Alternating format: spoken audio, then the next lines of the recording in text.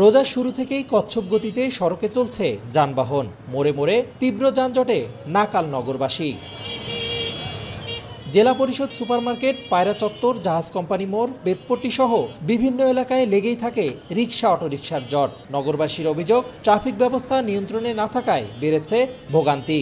লোকের চেয়ে অটোরিকশা বেশি, যার ফলে প্রতিনিয়ত যানজট।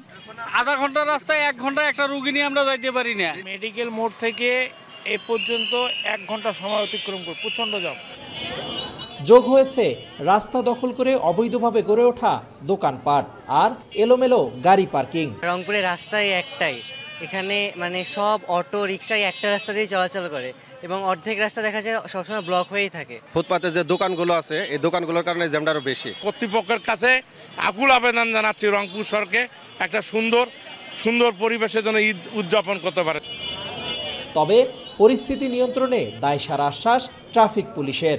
আশা করছি আগামী 2-3 দিনের মধ্যেই ডাইভারশন দিয়ে যাতে মেন শহরটা, সিটি বাজারটা বা জাহাজ কোম্পানি মোড় বা ওই যে শাপলা চত্বর, এই অঞ্চলগুলোতে যাতে যানজট কম হয়, সেটার জন্য আমরা সর্বাত্মক চেষ্টা করছি। রংপুর মহানগরে 60,000-এর বেশি অটোরিকশা চললেও অনুমোদন রয়েছে মাত্র 8,500-এর।